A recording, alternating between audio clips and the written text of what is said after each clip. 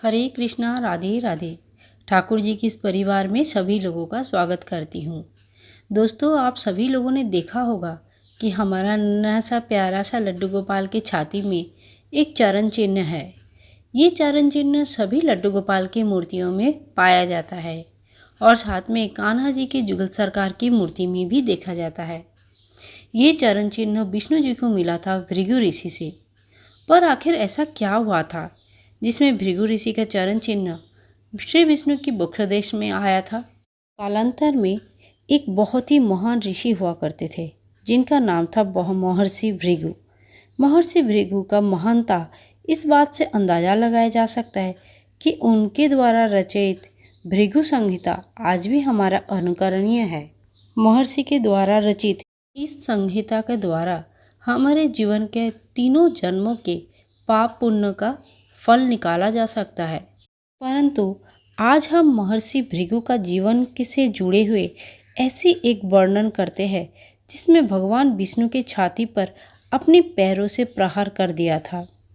तो ऐसा क्या हुआ था जिसके कारण महर्षि को इतना बड़ा घोर पाप करना पड़ा?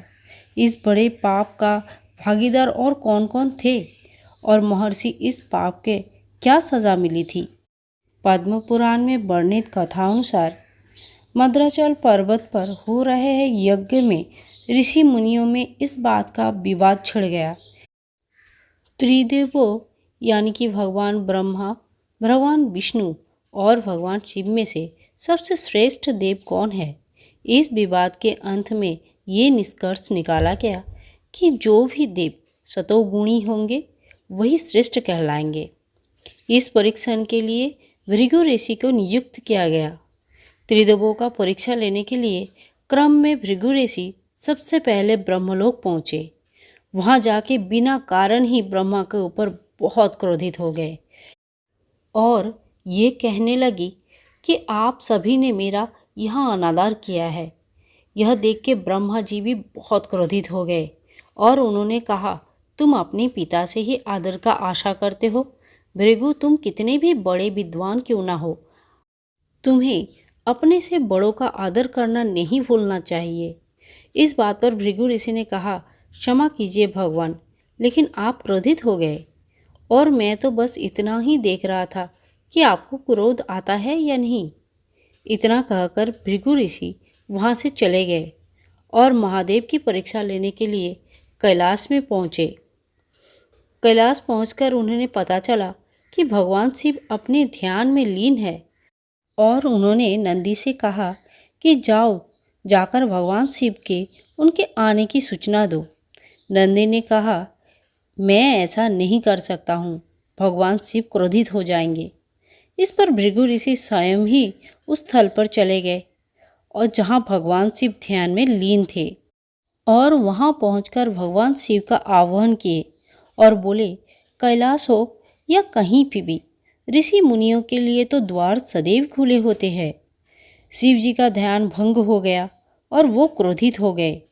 भगवान शिव ने कहा, भृगु, तुम्हारी मौत तुम्हें यहाँ तक लेके आई है, आज तुम्हारी मृत्यु निश्चित है। मैं अभी तुम्हें भस्म कर देता हूँ। तभी माता पार्वती वहाँ आ गए और भगवान शिव से भृगु ऋषि के प्राणों की रक्षा के लिए निवेदन किया और बताया कि इसमें भृगु ऋषि का कोई गलती नहीं है। वो तो बस पृथ्वी के सभी ऋषि मुनियों का मार्गदर्शन करना चाहते हैं। यह बात जानकर भगवान शिव का क्रोध शांत हो गया। उन्होंने भृगु ऋषि को बताया कि क्रोध तो मेरा स्थायी भाव है। इसके बाद भृगु ऋषि वैकुंठ पहुँचे। वहाँ पहुँचकर देखे कि भगवान विष्णु निद्राम अवस्था में है। भृगु ऋषि को लगा कि उन्हें आता देख भगवान विष्णु जानबूझकर सोने के नाटक कर रहे हैं और भृगु ऋषि ने अपने दाहिने पैर से जोरदार प्रहार कर दिए भगवान विष्णु की छाती पर। इससे भगवान विष्णु की निद्रा भंग हो गए और उठते ही भगवान विष्णु महर्षि भृगु का पैर पकड़ लिए और कहा, भगवान, मेरे कठोर वक्ष से क्या आपके कमल चरण में चोट तो नहीं लगी? महर्षि भृगु लज्जित हो गए और प्रसन्न भी हुए और इसके बाद ही उन्होंने श्रीहरि विष्णु को त्रिदेवों में श्रेष्ठ सतोगुणी घोषित कर दिए।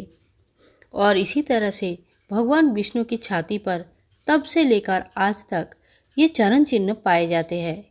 यही चरण चिन्ह हम जुगल सरकार के रूप में श्री कृष्ण के बख्शदेश में और लड्डू गोपाल जी के बख्शदेश में भी देखते हैं।